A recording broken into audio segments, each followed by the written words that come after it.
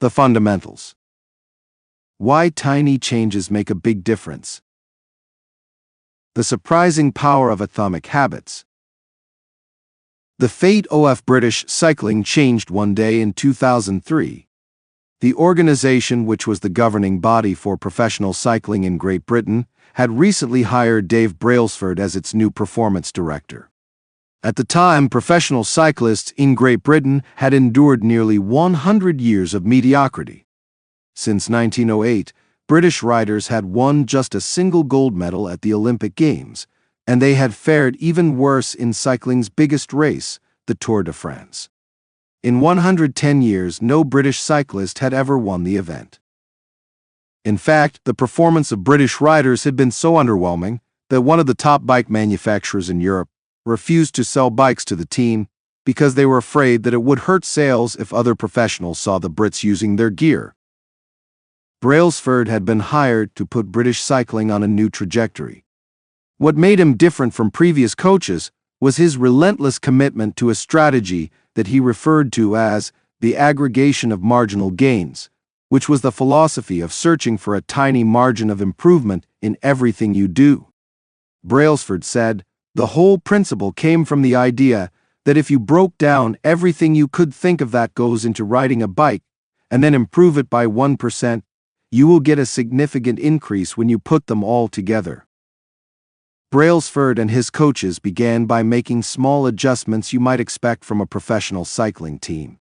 They redesigned the bike seats to make them more comfortable and rubbed alcohol on the tires for a better grip. They asked riders to wear electrically heated overshorts to maintain ideal muscle temperature while riding and used biofeedback sensors to monitor how each athlete responded to a particular workout. The team tested various fabrics in a wind tunnel and had their outdoor riders switch to indoor racing suits, which proved to be lighter and more aerodynamic. But they didn't stop there. Brailsford and his team continued to find 1% improvements in overlooked and unexpected areas. They tested different types of massage gels to see which one led to the fastest muscle recovery. They hired a surgeon to teach each rider the best way to wash their hands to reduce the chances of catching a cold. They determined the type of pillow and mattress that led to the best night's sleep for each rider. They even painted the inside of the team truck white, which helped them spot little bits of dust that would normally slip by unnoticed but could degrade the performance of the finely tuned bikes. As these and hundreds of other small improvements accumulated, the results came faster than anyone could have imagined. Just 5 years after Brailsford took over, the British cycling team dominated the road and track cycling events at the 2008 Olympic Games in Beijing, where they won an astounding 60% of the gold medals available.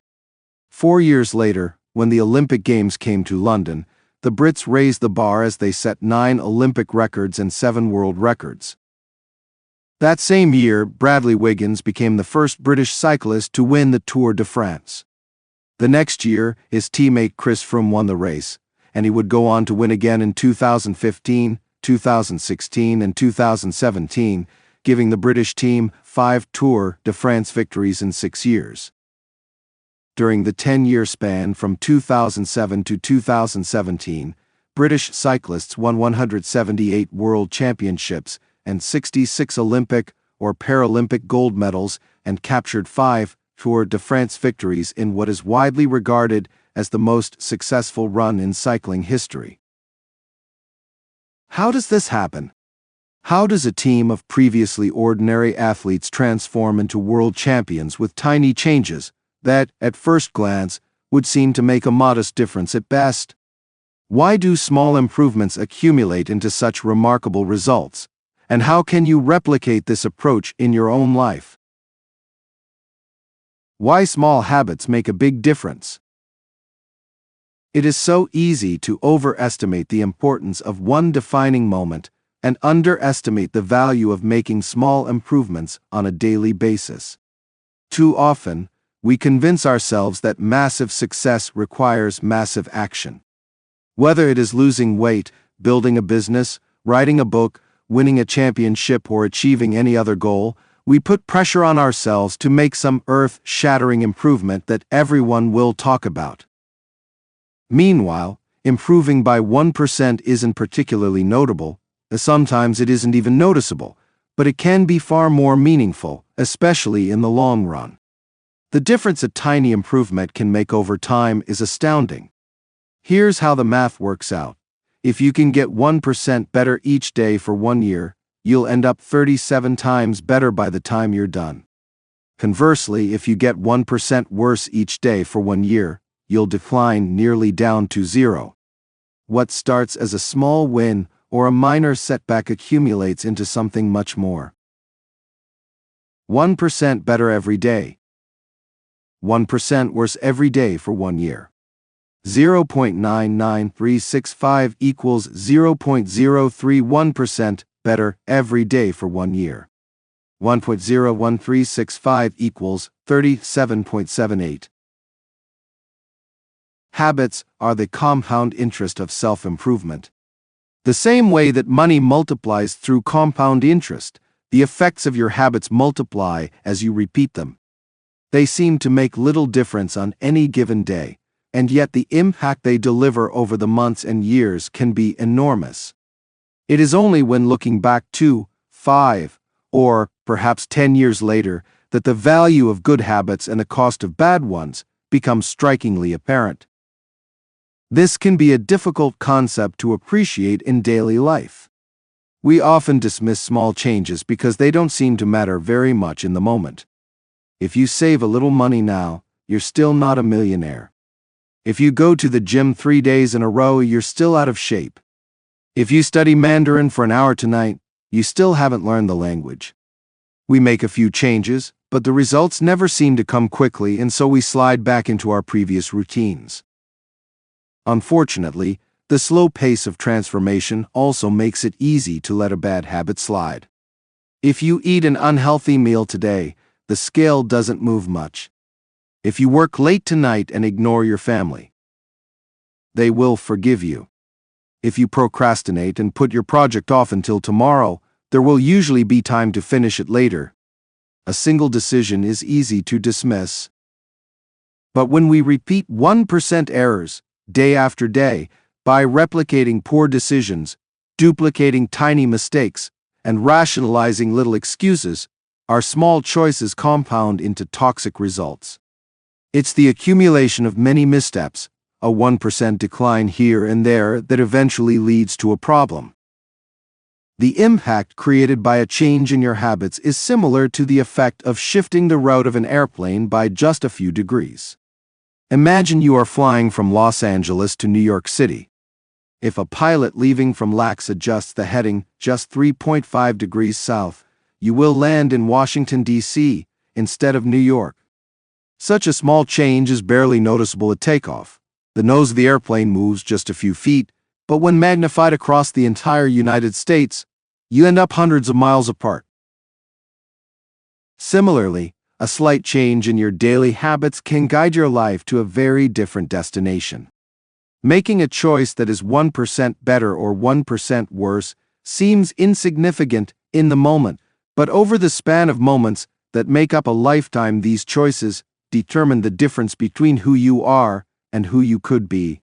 Success is the product of daily habits, not once-in-a-lifetime transformations. That said, it doesn't matter how successful or unsuccessful you are right now. What matters is whether your habits are putting you on the path toward success. You should be far more concerned with your current trajectory than with your current results. If you're a millionaire but you spend more than you earn each month, then you're on a bad trajectory. If your spending habits don't change, it's not going to end well. Conversely, if you're broke but you save a little bit every month, then you're on the path toward financial freedom, even if you're moving slower than you'd like. Your outcomes are a lagging measure of your habits. Your net worth is a lagging measure of your financial habits. Your weight is a lagging measure of your eating habits. Your knowledge is a lagging measure of your learning habits. Your clutter is a lagging measure of your cleaning habits. You get what you repeat. If you want to predict where you'll end up in life, All you have to do is follow the curve of tiny gains or tiny losses, and see how your daily choices will compound 10 or 20 years down the line. Are you spending less than you earn each month? Are you making it into the gym each week? Are you reading books and learning something new each day? Tiny battles like these are the ones that will define your future self. Time magnifies the margin between success and failure. It will multiply whatever you feed it. Good habits make time your ally. Bad habits make time your enemy. Habits are a double-edged sword. Bad habits can cut you down just as easily as good habits can build you up, which is why understanding the details is crucial. You need to know how habits work and how to design them to your liking so you can avoid the dangerous half of the blade. Your habits can compound for you or against you. Positive compounding. Productivity compounds. Accomplishing one extra task is a small feat on any given day, but it counts for a lot over an entire career. The effect of automating an old task or mastering a new skill can be even greater. The more tasks you can handle without thinking, the more your brain is free to focus on other areas. Knowledge compounds. Learning one new idea won't make you a genius, but a commitment to lifelong learning can be transformative. Furthermore, each book you read not only teaches you something new, but also opens up different ways of thinking about old ideas. As Warren Buffett says, that's how knowledge works, it builds up like compound interest. Relationships compound. People reflect your behavior back to you. The more you help others, the more others want to help you. Being a little bit nicer in each interaction can result in a network of broad and strong connections over time. Negative compounding. Stress compounds. The frustration of a traffic jam. The weight of parenting responsibilities. The worry of making ends meet. The strain of slightly high blood pressure. By themselves, these common causes of stress are manageable. But when they persist for years, little stresses compound into serious health issues. Negative thoughts compound. The more you think of yourself as worthless, stupid, or ugly, the more you condition yourself to interpret life that way. You get trapped in a thought loop. The same is true for how you think about others. Once you fall into the habit of seeing people as angry, unjust, or selfish, you see those kind of people everywhere. Outrage compounds. Riots, protests, and mass movements are rarely the result of a single event. Instead, a long series of microaggressions and daily aggravations slowly multiply until one event tips the scales and outrage spreads like wildfire. What progress is really like. Imagine that you have an ice cube sitting on the table in front of you. The room is cold and you can see your breath. It is currently 25 degrees. Ever so slowly, the room begins to heat up. 26 degrees. 27. 28. The ice cube is still sitting on the table in front of you. 29 degrees. 30. 31. Still, nothing has happened. Then, 32 degrees. The ice begins to melt. A 1-degree shift, seemingly no different from the temperature increases before it, has unlocked a huge change. Breakthrough moments are often the result of many previous actions, which build up the potential required to unleash a major change. This pattern shows up everywhere. Cancer spends 80% of its life undetectable, then takes over the body in months. Bamboo can barely be seen for the first 5 years as it builds extensive root systems underground before exploding 90 feet into the air within 6 weeks. Similarly, habits often appear to make no difference until you cross a critical threshold and unlock a new level of performance. In the early and middle stages of any quest, there is often a valley of disappointment. You expect to make progress in a linear fashion, and it's frustrating how ineffective changes can seem during the first days, weeks, and even months. It doesn't feel like you are going anywhere. It's a hallmark of any compounding process. The most powerful outcomes are delayed. This is one of the core reasons why it is so hard to build habits that last. People make a few small changes, fail to see a tangible result, and decide to stop. You think, I've been running every day for a month, so why can't I see any change in my body? Once this kind of thinking takes over, it's easy to let good habits fall by the wayside. But in order to make a meaningful difference, habits need to persist long enough to break through this plateau, what I call the plateau of latent potential.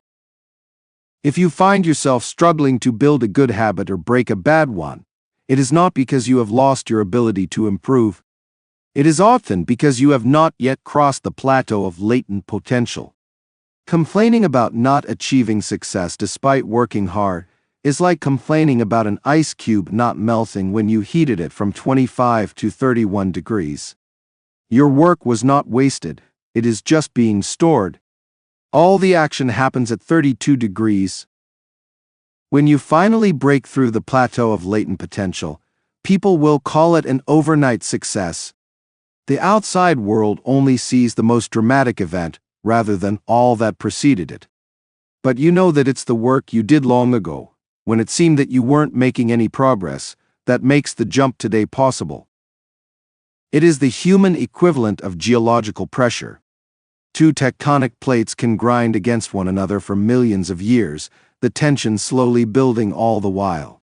Then, one day, they rub each other once again, in the same fashion they have for ages, but this time the tension is too great. An earthquake erupts. Change can take years, before it happens all at once. Mastery requires patience. The San Antonio Spurs, one of the most successful teams in NBA history, have a quote from social reformer Jacob Riis hanging in their locker room. When nothing seems to help, I go and look at a stonecutter hammering away at his rock, perhaps 100 times without as much as a crack showing in it. Yet, at the 101st blow it will split in two, and I know it was not that last blow that did it, but all that had gone before. The plateau of latent potential. All big things come from small beginnings. The seed of every habit is a single tiny decision. But as that decision is repeated, a habit sprouts and grows stronger. Roots entrench themselves and branches grow. The task of breaking a bad habit is like uprooting a powerful oak within us. And the task of building a good habit is like cultivating a delicate flower one day at a time.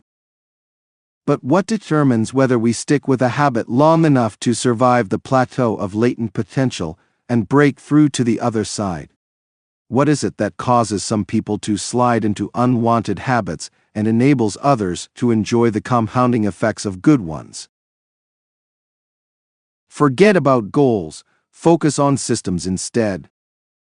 Prevailing wisdom claims that the best way to achieve what we want in life, getting into better shape, building a successful business, relaxing more and worrying less, spending more time with friends and family, is to set specific, actionable goals. For many years, this was how I approached my habits too. Each one was a goal to be reached. I set goals for the grades I wanted to get in school, for the weights I wanted to lift in the gym, for the profits I wanted to earn in business. I succeeded at a few, but I failed at a lot of them. Eventually, I began to realize that my results had very little to do with the goals I set, and nearly everything to do with the systems I followed. What's the difference between systems and goals?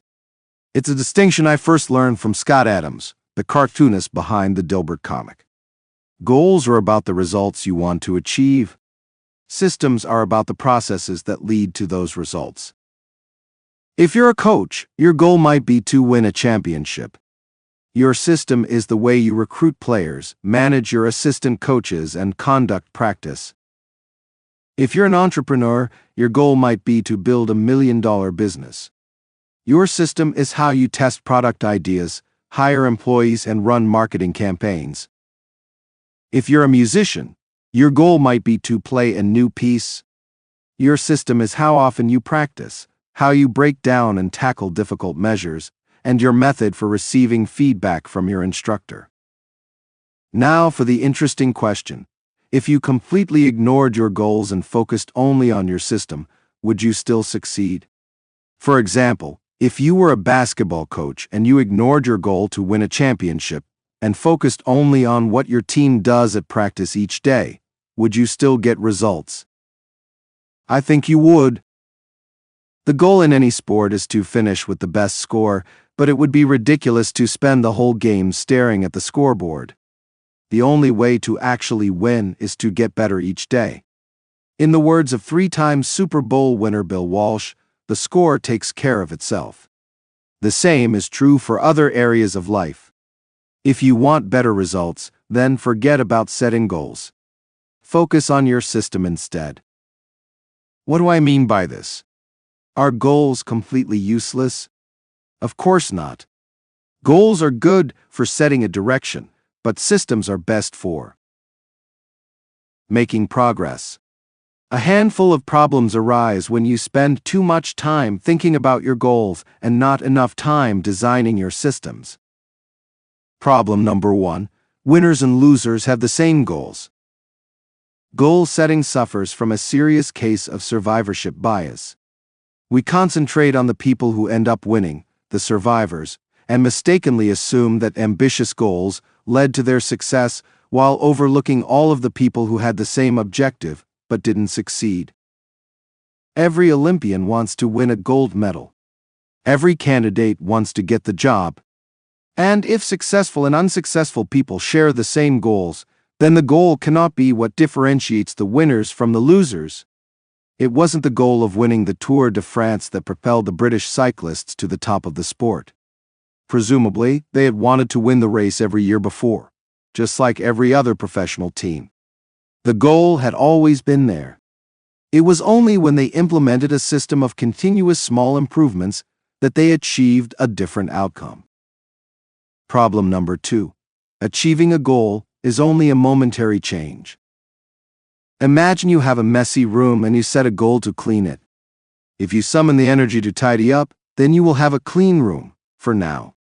But if you maintain the same sloppy, pack-rat habits that led to a messy room in the first place, soon you'll be looking at a new pile of clutter and hoping for another burst of motivation. You're left chasing the same outcome because you never changed the system behind it. You treated a symptom without addressing the cause. Achieving a goal only changes your life for the moment. That's the counterintuitive thing about improvement. We think we need to change our results, but the results are not the problem. What we really need to change are the systems that cause those results. When you solve problems at the results level, you only solve them temporarily. In order to improve for good, you need to solve problems at the systems level. Fix the inputs, and the outputs will fix themselves. Problem number 3. Goals restrict your happiness. The implicit assumption behind any goal is this: once I reach my goal, then I'll be happy. The problem with the goals first mentality is that you're continually putting happiness off until the next milestone. I've slipped into this trap so many times I've lost count. For years, happiness was always something for my future self to enjoy.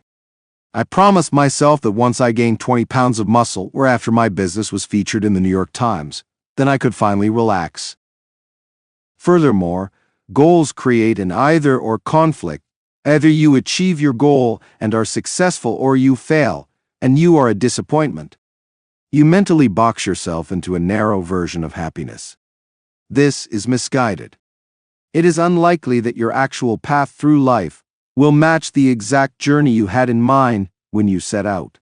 It makes no sense to restrict your satisfaction to one scenario when there are many paths to success. A systems-first mentality provides the antidote. When you fall in love with the process rather than the product, you don't have to wait to give yourself permission to be happy. You can be satisfied anytime your system is running.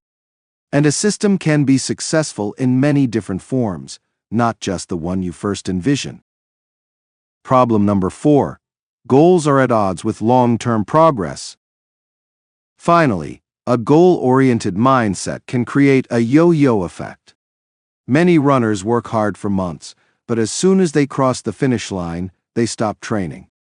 The race is no longer there to motivate them.